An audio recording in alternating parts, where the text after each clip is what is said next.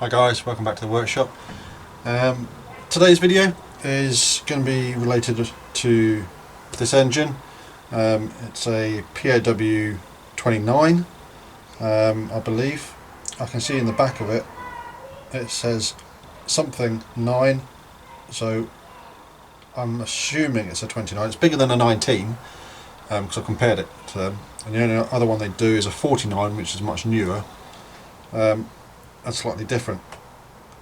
So I think this is a 29, but what I'm going to do in this video is give it a damn good cleaning up. So I've taken a photo of the beforehand, and I'm going to do a photo of the finished product once I've given it a clean up.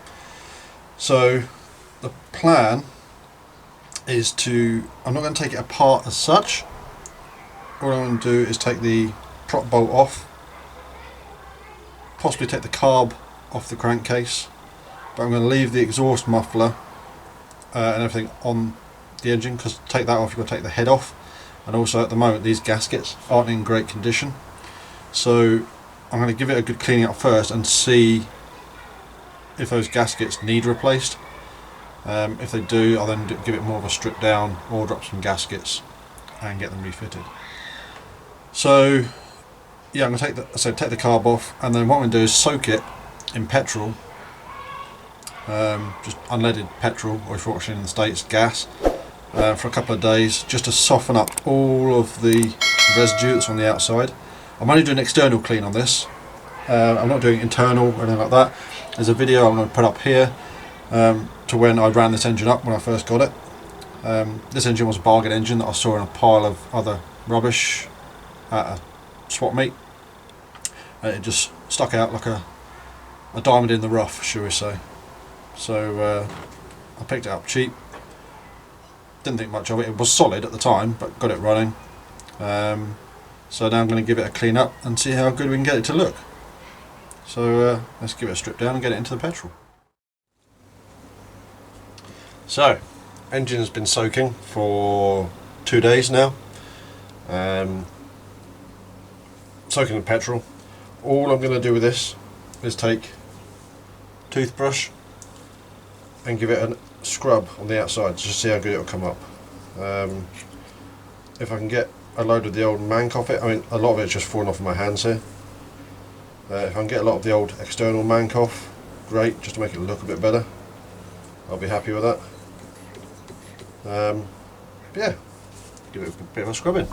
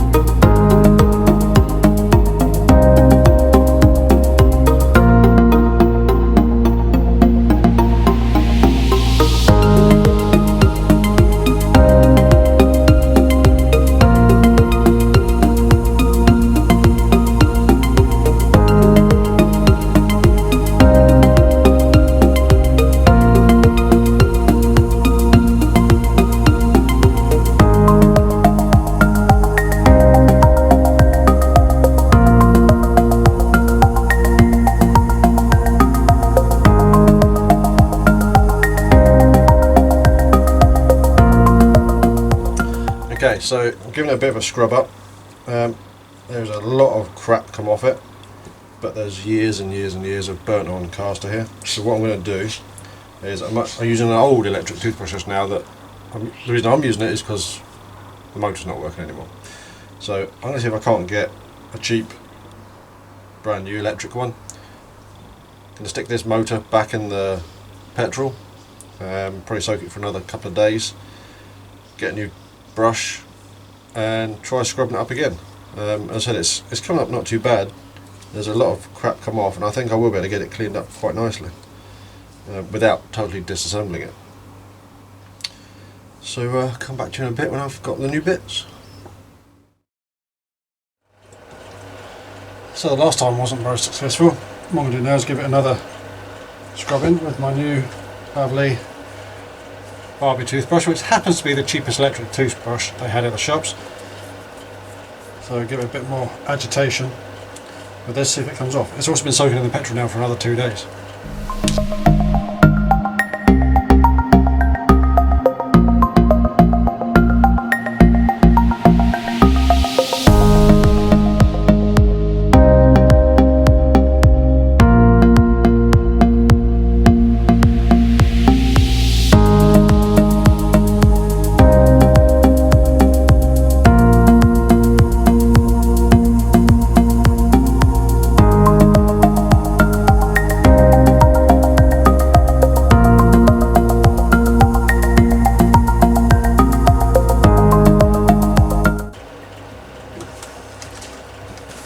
Right, next one to try. Stuff called elbow grease.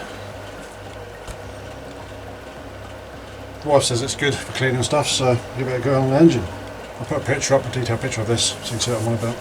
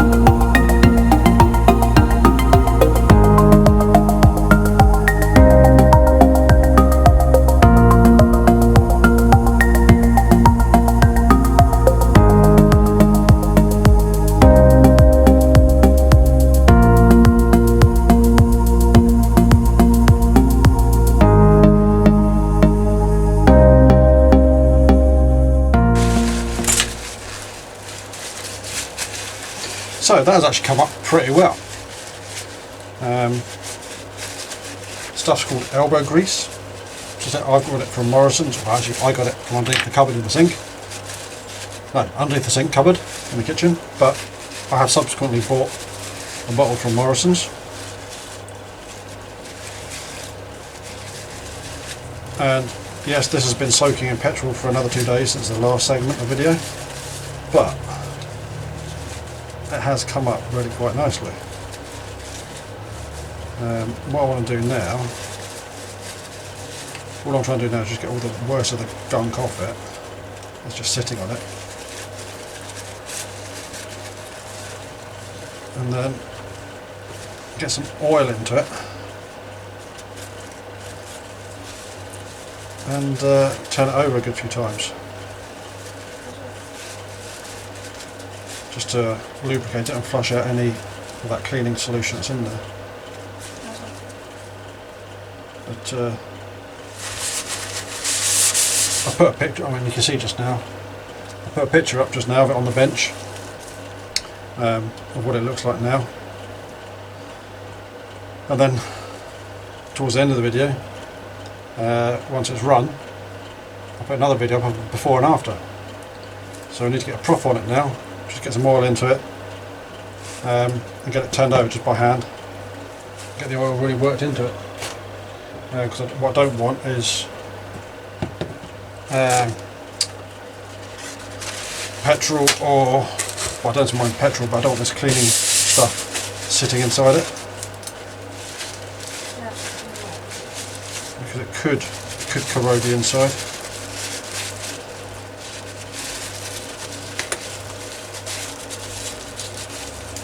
And this is by far no means the shop window collector's edition cleaning, but it's certainly fine for what I want. And it has got a hell of a lot of the gunk off it. Even to a point where I've just realised there is actually an air bleed on this carb. You see that? On the back of the carb, you see? I didn't actually realise there was an air bleed on this carb. But it does say as well the carb's fitted around the wrong way. So we're actually going to put it into an aeroplane, turn the carb around the other way so the air bleed's at the front. Yeah, we'll get a prop on it and get some oil into it. It's off.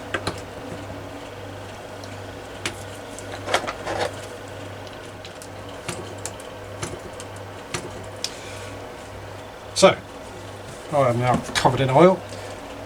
The engine is also covered in oil, internally and externally. To flush out the internals, basically I've filled up through the venturi until we couldn't get any more oil in. Turned it over, back the compression right off, and then turned the engine onto its side away from the exhaust, worked it over, and then upside down, turned it over, and then I felt all the oil go through the head, compress onto the contra piston, so the compression is backed right off, gently moved it backwards and forwards. I felt the contra piston move, and then I can flick it over. Got the contra piston moving up and down a little bit, with winding the compression in and out and turning it over, so now oil was getting up into the contra piston, and then just turned it in such a way that all the oil comes out through the exhaust as I'm turning it over. So there's not excessive amounts of oil in there, but there's enough. Well, there's enough that so yeah, it's literally coming out everywhere just now, which is fine. I'm happy with that. Excessive oil is fine. That means it's not going to corrode on the inside. So the next stage is going to be getting it onto the test bench, hooking it up to a fuel line, and giving it a try. So we'll do that in the next bit.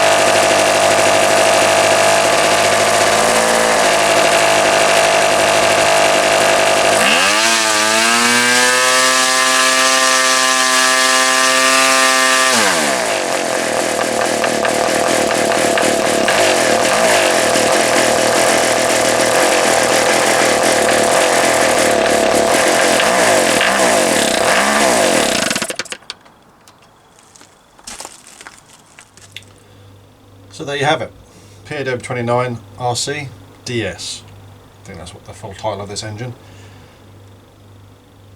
As you saw from that clip, it's run up fine on the bench. It's possibly still a bit rich, not too worried about that, but it's run up fine. It's spinning a 11.7. When I spoke to the guys at PAW, they said, sorry, this is 11.6. The guys at PAW said 11.7 is ideal for sport flying. So when it goes into a model, I might experiment with different props, but I know it works fine on a 11-inch diameter. Cleaning wise, it has come up really well. I probably could have spent more time on it, stripped it down further to get an even better finish on it.